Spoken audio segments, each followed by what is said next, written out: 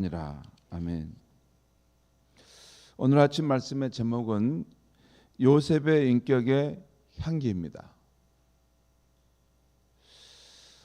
어제 아침부터 우리가 마태복음 1장의 말씀을 보고 있는데요. 하나님께서 쓰시는 사람에게는 보통 사람들과 다른 특별한 면이 있고, 그런 하나님을 특별하게 사랑하고 믿는 믿음이 있음을 알 수 있습니다. 보통 사람들에게는 자격 없어도 허물과 부족함이 많아도 하나님이 은혜를 베푸시기도 하지만, 하나님과 함께 역사를 이루고 또 하나님께서 귀히 쓰시는 사람은 아무나 쓰는 것은 아닌 것을 알 수 있습니다. 예를 들어서 예수님께서 아브라함과 다윗의 자손으로 오셨다고 했을 때 그 정초를 아브라함, 다윗 이 두 사람을 기점으로 해서 아브라함이 예수님께서 이 세상에 오셨다는 것입니다. 특별히 인류 가운데 많은 사람이 있었는데 아브라함과 다윗이라는 이 사람을 정점을 삼아 그 후손으로 예수님이 오기로 결정하셨을까? 어제도 말씀드렸지만 아브라함의 경우는 그 독자 이삭까지도 하나님을 사랑하고 신뢰하여 바칠 수 있을 만한 믿음이 있었던 것입니다. 그러니까 이 세상에서 나는 하나님을 가장 사랑하고 하나님을 가장 경외하겠다 하는 그 태도가 아브라함에게 있었던 것이죠. 그것을 보시고 하나님께서 너 씨로 말미암아 천하 만민이 복을 받을 것이다 이 약속을 주셨던 것입니다. 또한 다윗의 경우도 그가 그 혁혁한 전공을 세우고 결국에는 왕이 되지 않습니까? 왕이 되는 것 결코 쉽지 않았습니다. 통일왕국을 이루기까지 다윗은 광야에 쫓기면서 많은 고생을 하고 통일왕국의 왕이 됐습니다. 그런데 그것이 내 노력과 공로로 된 것이 아니고 하나님께서 은총을 베푸셔서 내가 된 것인데, 나는 이렇게 궁궐에 잘 생활하는데 하나님의 그 언약궤는 저렇게 허름한 성막에 있는데 내가 하나님을 위해서 좋은 집을 지어드리리라, 이렇게 하나님을 사랑하고 또 하나님을 신뢰하는 마음이 있었습니다. 그래서 하나님께서는 이 다윗을 기점으로 해서 그의 후손으로 그의 아들을 보내시고자 하셨던 것입니다. 그러니까 하나님께서 함께 하실 만한 그런 인물이라는 것이죠. 그리고 오늘 지금 예수님의 육신의 아버지라 할 수 있는 요셉의 믿음이 여기 나오는데, 요셉의 삶을 가만히 주목해 보면 정말 예수님의 육신의 어머니, 육신의 아버지로 될 수 있을 만큼 그 인격의 향기와 하나님을 경외하는 마음이 있음을 알 수 있어요. 여러분, 하나님께서는 이렇게 누구나 사랑하시고 누구나 은혜를 베푸시기 때문에 자격 없는 사람, 허물 많은 사람들, 또 이렇게 하나님은 은혜를 베푸시지만 그렇다고 해서 아무나 하나님의 귀히 쓰시는 것은 아닙니다. 하나님이 귀히 쓰실 때는 그만큼 하나님을 사랑하고 또 하나님을 진정으로 경외하는 그런 인물을 찾으셔서 쓰시는 것을 알 수 있어요. 어제 마태복음 1장 전반부는 예수님께서 아브라함과 다윗의 자손으로 태어난 것을 말씀했습니다. 오늘 마태복음 1장 후반부는 아기 예수님이 태어나신 때의 구체적인 상황을 말씀해주고 있습니다. 이게 세 상황을 오늘 본문이 말해주고 있는데 제가 설명하겠습니다. 먼저 예수의 어머니 마리아가 요셉과 약혼하고 동거하기 전인데 잉태된 것이 나타났다는 것입니다. 오늘 18절 말씀 보겠습니다. 예수 그리스도의 나심은 이러하니라. 그의 어머니 마리아가 요셉과 약혼하고 동거하기 전에 성령으로 잉태된 것이 나타났더니 그 당시 약혼 기간은 길게는 1년까지 허용되었습니다. 그런데 만일 그 기간 중에 서로 부정한 일이 발생하게 되면, 특별히 여자가 다른 남자와 관계에서 임신한 사실이 발견되게 되면 신명기 22장에 의하면 돌로 쳐서 죽이는 형벌을 받게 했습니다. 특별히 그 아버지 집 문 앞에서 그 처녀를 세우고 돌로 쳐서 죽이도록. 왜냐하면 그 아버지 집을 욕되게 했기 때문에 그런 형벌이 있었고, 지금 이 마리아가 약혼하고 그 기간 중에 지금 자기 정혼한 남자가 아닌 다른 사람으로 인해서 이렇게 임신한 것이 나타났다면 그녀는 돌로 쳐 죽이는 형벌을 받아야 하는 상황이었던 것입니다. 다음은 마리아와 약혼한 요셉이 그 사실을 알고 취한 행동입니다. 오늘 19절 20절 말씀을 19절 20절 전반절 말씀을 제가 읽겠습니다. 그의 남편 요셉은 의로운 사람이라 그를 드러내지 아니하고 가만히 끊고자 하여 이 일을 생각할 때, 아직 요셉은 마리아가 임신한 것이 성령으로 잉태된 것임을 알지는 못했습니다. 그래서 그는 마리아의 부정을 알게 되었을 때 내심 실망하고 상심이 컸을 것입니다. 순결한 처녀인지 알았는데, 정말 꽃다워 나가신 줄 알았는데 그렇지 않는 걸 발견했을 때 정말 마음의 상심이 컸을 것입니다. 처음에는 이 일을 어찌할까 고민하다 몇 날 며칠을 잠 못 이뤘을 것입니다. 나중에는 자신의 상심도 컸지만 자신의 약혼녀에게도 무슨 말 못할 이유가 있었는가 보다 넓게 이해하고자 했던 것 같습니다. 그래서 요셉은 이 일을 드러내지 않고 가만히 끊고자 했다는 것입니다. 이 모습에서 우리는 요셉의 하나님 경외하는 신앙을 볼 수 있고, 요셉의 하나님 경외의 신앙의 그 형태, 모습이 어떤지를 알 수 있어요. 하나님을 경외한다고 해서 무자비하게 율법을 적용해서 사람을 정죄하는 것이 아니라, 자기에 대해서는 엄격했지만 다른 사람에 대해서, 허물에 대해서는 깊이 생각했다는 것입니다. 우리 이 모습에서 요셉의 인격의 한계를 느낄 수가 있습니다. 그러니까 약혼 중에 부정을 저지른 마리아, 이 부분은 율법을 따라 처리해야 된다는 것을 알아서 요셉은 파혼을 결정했습니다. 그러니까 율법을 따라 처리해야 된다는 걸 알아서 파혼을 결정했어요. 하지만 그 방법을 공개적으로 드러내어 보복하지 않았습니다. 생각이 짧지 않았다는 것이죠. 오히려 은밀히 이 일을 매듭지어 그녀의 앞길을 막지 않고자 하는 사랑을 나타냈던 것입니다. 가만히 했다는 말은 은밀하게 이 일을 처리하기를 원했다는 것이죠. 여러분, 요셉은 자기 권리를 주장할 수 있지 않습니까? 내가 약혼했는데, 내가 그동안 순결함을 지켰는데 당신도 지켜야 되지 않습니까? 그런데 당신이 이 범죄했으니까 그에 대한 응당한 벌을 받아야 되죠. 그게 정의고 그게 율법 아닙니까? 얼마든지 그렇게 해도 됐습니다. 공개적으로 드러내서 이런 여인은 마땅히 그 형벌을 받게끔 해서 자기가 당한 그 고통을 대신 받도록 해야 되는 거 아닙니까?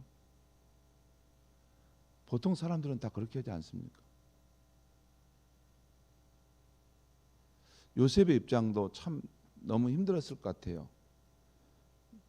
약혼도 하고 저 사람에게 내 마음과 내 몸을 다 드리겠다, 이런 마음을 정했는데 약속한 것을 중간에 어겼던 것이 발견됐으니 얼마나 고통스럽겠습니까?